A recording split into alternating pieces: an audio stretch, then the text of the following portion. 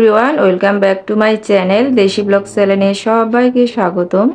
সকাল থেকে ভিডিওটা শুরু করছি। ছাদে আসছিলাম, দেখতেছি বেশ ভালো পুর্তুলিকা ফুল ফুটছে, অনেক ভালো লাগতেছিল। ফুল দেখলে কার না মন ভালো হয়ে যায় বলেন।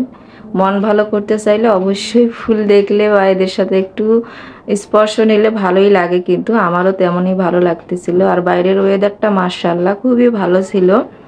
সব মিলিয়ে আমার কাছে বেশ ভালো লাগতেছিল আজকের দিনটা।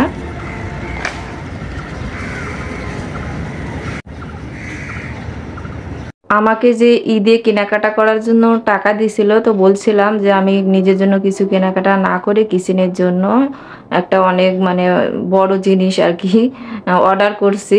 আর বেশ দামি আমার কাছে, আমার জন্য কিচেনের জন্য এটা কিন্তু একটু ব্যয়বহুলই বলা যায়, কিন্তু প্রয়োজনীয় জিনিস। যাদের ছোট্ট কিচেন এলোমেলো হয়ে থাকে, তো তাদের জন্য এরকম অর্গানাইজার ক্যাবিনেটগুলো খুবই হেল্পফুল হবে।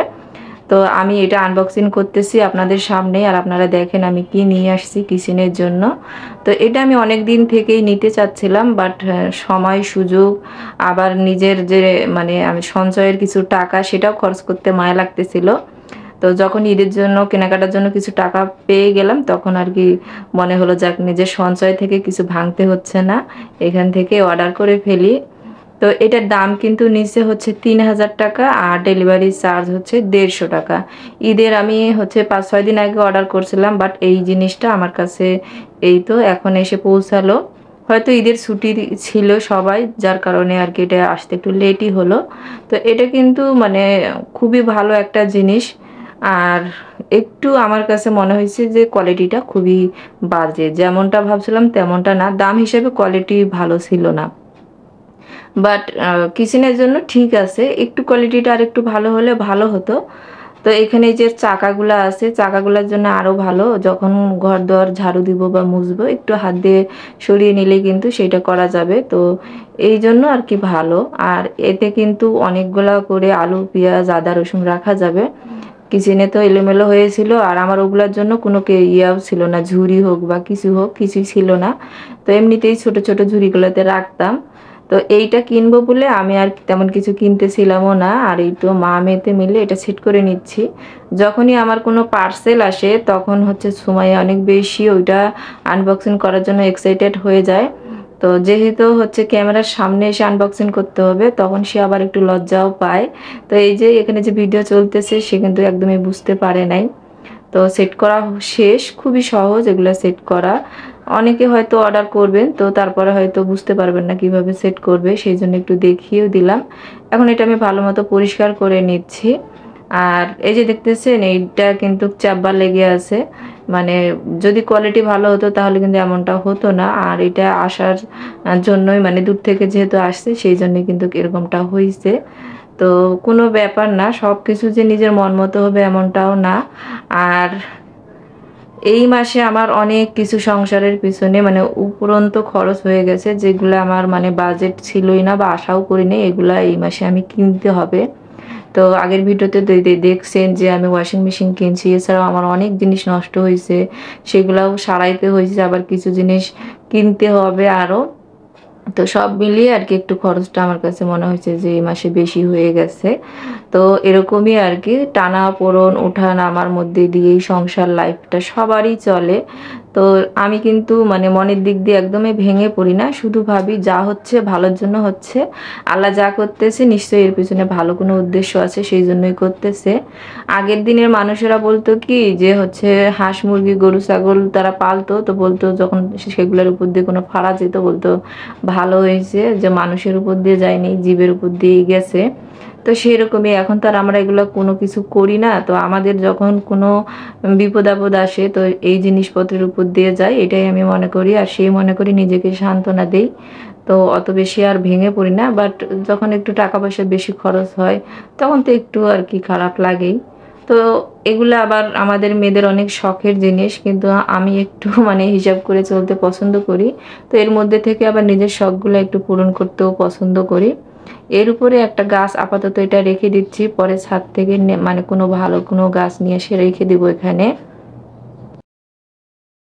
আর অনলাইন থেকে এত টাকা দিয়ে কিন্তু কিচেনের জন্য জিনিসটা কেনার পর এখন যখন মানে গুছিয়ে নিয়েছি, এলোমেলো কিচেনটা একদম মানে সোজা সাপটা হয়ে গেছে, তখন কিন্তু ভালোই লাগতেছে।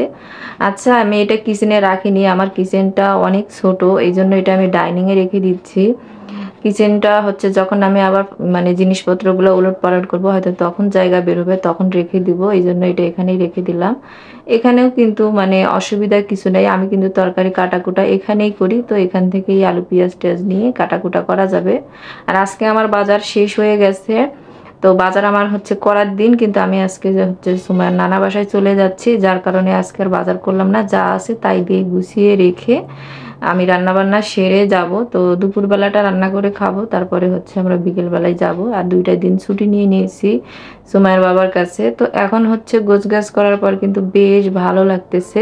তো এরপরে আমি রান্না করতে চলে আসছি, আর আগে ভাতটা বসিয়ে দিই, তারপরে গিয়ে হচ্ছে সবজি কাটবো। আর বেশি কিছু রান্না করব না, সবজি আছে, সবজিটাই রান্না করে খেয়ে চলে যাব। তা না হলে কিন্তু হচ্ছে আমি যেহেতু বাসায় থাকবো না, সবজিটা নষ্ট হওয়ার ভয় আছে। তো এই জন্য বললাম আজকে ডাল সবজি এগুলো কিছু একটা বানাই, বানিয়ে খেয়ে টেয়ে চলে যায়। আগের দিনের মুরগির মাংস আছে, ওটা গরম করলে হয়ে যাবে। তো আমার সুমাইয়া আবার হচ্ছে কিছু খাবে না, বলতেছিল কয়েকটা আর কি টিকিয়া ভেজে দাও, তাহলেই আমার হয়ে যাবে।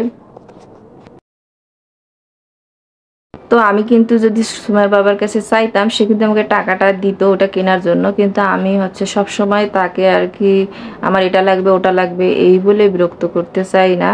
আর সে আমাকে যথেষ্ট পরিমাণ হাত খরচ দেয়, যার কারণে সব সময় চাইতেও লজ্জা লাগে। তো নিজের আবার জমানো টাকা দেখবেন একটু খরচ করতে কিন্তু মানে দুঃখই লাগে, যারা একটু হিসাবি হয়। কারণ এগুলো আমি সঞ্চয় করি আমার ভবিষ্যতের জন্য, কোনো বিপদ আপদ হতে পারে, আবার অন্য কিছু হতে পারে, ব্যবসায় টানাফোড়নও হইতে পারে। তো সব কিছু মিলিয়ে আমি আর কি এইভাবেই সংসার করি। তো এখানে টিকিয়াগুলো ভাজা শেষ রেখে দিচ্ছি, এরপরে মুরগির মাংসটা গরম করে নিব। আর ওই দিক থেকে কিন্তু আমার হচ্ছে ভাত হয়ে গেলে লাউ রান্না করব। এখানে আমি টিকিয়ে ভাজতে ভাজতেই আর কি ডিসাইড করে ফেলছি কি রান্না করব। লাউ রান্না করব ডিম দিয়ে। তো আমি যেভাবে ডিম দিয়ে লাউ রান্না করি সেটাই হালকা একটু আপনাদের সঙ্গে শেয়ার করব, খুব বেশি কিন্তু না। আর এখন কিন্তু মানে যুগ অনেক পাল্টিয়ে গেছে, আমরা অনেক বেশি স্মার্ট হয়ে গেছি, আর স্মার্ট জিনিসগুলো দিয়ে কিচেন অর্গানাইজ করতে কিন্তু অনেক ভালো লাগে। তো ভালো লাগলে হবে কি, মানিটাও তো মানে সবসময় থাকতে হবে, মানি না থাকলে সব শখ কিন্তু পূরণও হয় না। তো এই জিনিসটা আমি প্রায় 1 বছর খানেক আগে থেকেই মাথায় রাখছিলাম যেটা আমি কিনবই। তো ভাতটা এখন আমার ফুটে উঠে নাই, ওটাই দেখতেছিলাম, ফুটে উঠলে আবার চুলায় পানি পড়লে চুলা নষ্ট হয়ে যাবে, যার কারণে হচ্ছে আমি একটু পরপর চেক করি কি অবস্থা, যেহেতু কাঁচের ঢাকনা না তো দেখাও যায় না। চিকেনটা তো হয়ে গেছে, এর মধ্যে আমি অফ করে ভাত রান্না করে লাউটা সিদ্ধ করে নিয়েছি ময় মশলা সব দিয়ে, মানে আদা বাটা রসুন বাটা জিরা বাটা গরম মশলা ঝাল মরিচ সব কিছু মানে দিয়ে সিদ্ধ করে নিছি, সিটি দিয়ে নিছি কয়েকটা কষিয়ে। এরপর সিদ্ধ হওয়ার পর আমি 2টা ডিম দিয়ে দিলাম, আর এই ডিমটা আমি আদা ভাঙ্গা করে দিয়ে এখন একটু কষিয়ে নিব। তারপরে এখানে হচ্ছে পাঁচফোড়ন আর শুকনো মরিচ দিয়ে তেলানি দিয়ে হচ্ছে একটু গরম মশলা গুঁড়া আর একটু জিরা গুঁড়া দিয়ে দিচ্ছি। তো আমি হচ্ছে মানে এর মধ্যে অফ ক্যামেরায় একটু শুকনো মরিচ আর হচ্ছে পাঁচফোড়ন দিয়ে তেলানি দিয়ে দিয়েছি। এখন একটু গরম মশলা গুঁড়া আর একটু ভাজা জিরার গুঁড়া দিয়ে আর একটুখানি নাড়াচাড়া করে নামিয়ে নেব, তাহলে লাউয়ের তরকারিটা রেডি। লাউ এভাবে রান্না করলে অনেক মজা লাগে, বাট লাউয়ের কিন্তু অনেক রেসিপি করা যায়, খুব মানে খুবই দারুণ একটা সবজি, যেটা দিয়ে অনেক রকমের আর কি আইটেম করে খাওয়া যায়। লাউটা আমরা সবাই মোটামুটি বেশ ভালো পছন্দ করি। আচ্ছা, আমি কিন্তু অনেক তাড়াহুড়া করে রান্না করতেছি, কারণ রান্না বান্না গুছিয়ে ঘরদোর গোছগাছ করে মানে যত কিছু আছে সব ঠিকঠাক করে রেখে তারপরে হচ্ছে সুমাইয়ের নানার বাসায় রওনা দিব। তো আমার লাউটা হয়ে গেছে, এর মধ্যে হচ্ছে শুরু হয়েছে মুষলধারে বৃষ্টি। তো ভাবতেছি এই বৃষ্টি কি থামবে নাকি আমার বাবার বাড়ি যাওয়ার কথা শুনেই বৃষ্টিটা শুরু হলো। তো প্রায় 2 ঘন্টার মতো বৃষ্টি হওয়ার পর বৃষ্টিটা থামছে, আর যেহেতু খুবই কাছে তো পরে আমরা একটা রিক্সা নিয়ে চলেও গেছি, বেশি দূর না আর কি, অল্প একটু। তো আজকের ভিডিওটা এখানে শেষ করে দিচ্ছি। আল্লাহ হাফেজ, আসসালামু আলাইকুম।